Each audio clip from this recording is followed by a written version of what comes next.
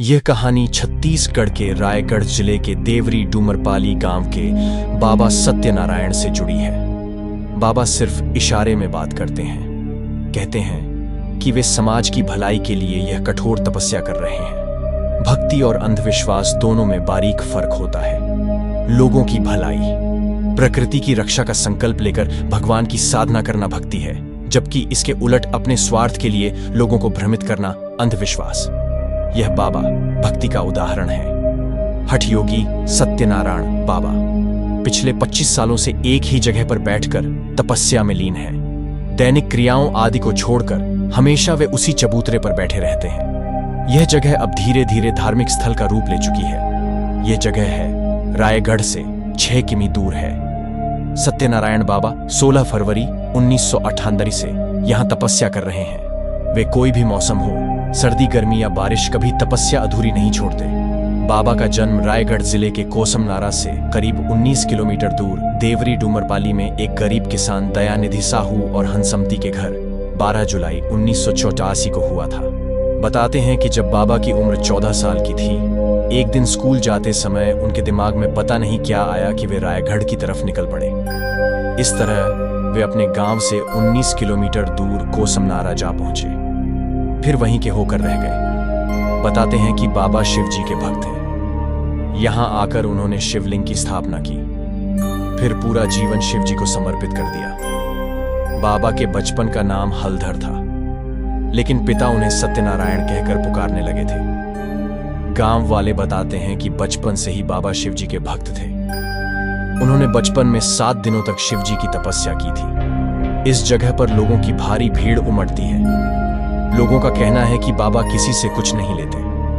वे समाज की भलाई और पर्यावरण आदि के संरक्षण के लिए यह तपस्या कर रहे हैं। बाबा सत्यनारायण बनने की कहानी शुरू हुई। उस दिन से लेकर आज तक बाबा उसी स्थान पर बैठकर तप कर रहे हैं। सत्यनारायण बाबा की मां बताती है कि उनके 2 बेटे और 1 बेटी है। सबसे बड़ा बेटा सन्यासी बन गया है, छोटा बेटा खेती किसानी का परिवार चलाता है। कोसमनारा में बाबा जिस दिन से बैठे हैं, तब से उनकी मां यहां आकर उनकी पूजा करती है और जल्द ही उनके तप के पूरा होने की ईश्वर से कामना करती है। बताती है कि हर मां की तरह वह भी चाहती थी कि उनका बेटा परिवार चलाए, लेकिन सत्यनारायण बाबा तपस्वी बन गए। मंदिर की देखरेख करने वाले और ट्रस्टी अशोक लांबा बताते हैं कि सेवक द्वारा शिवलिंग के पास बाबा की अनुमति से धुनी प्रज्वालित की गई। उस स्थान पर तब से लेकर आज तक अखंड धूनी भी चल रही है।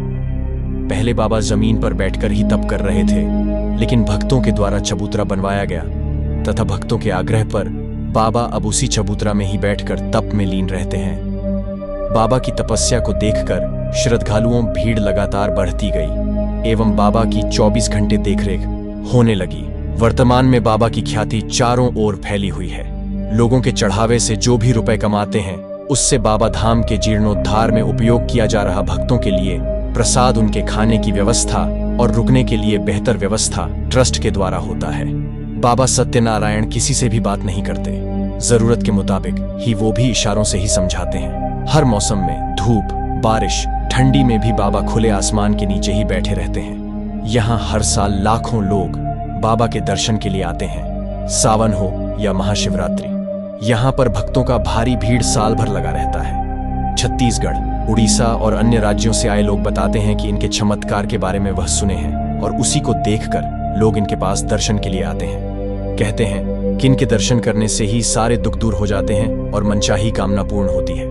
इनको अपनी जगह से उठकर दूसरी जगह जाते नहीं देखा है और ना ही कभी धूप, बरसात, आंधी, तूफान में उठते दिखा है। मौसम हो, बाबा एक जगह पर ध्यान मुद्रा में बैठे रहते हैं। 108 की उपाधि श्रद्धालु बताते हैं कि बाबा की ख्याति सुनकर असम कामाख्या से 108 मौनी कलाहारी बाबा 108 वर्ष भी कोसमनारा आए और बाबा की तपस्या से प्रभावित होकर 2 से 8 अप्रैल 2003 तक 108 सतचंडी महायज्ञ किया। बाबा सत्यनारायण को इस दौरान श्री 108 की उपाधि दी और अपने धाम चले गए। तब से आज तक प्रतिवर्ष उनके अनुयायी यहाँ आते हैं। धीरे धीरे संवरता रहा धाम कोसमनारा स्थित जिस स्थान पर बालक हलधर ने तप प्रारंभ की, उस स्थल पर धीरे धीरे निर्माण शुरू हुआ। सबसे पहले कुटिया बनी, फिर पानी की व्यवस्था हुई।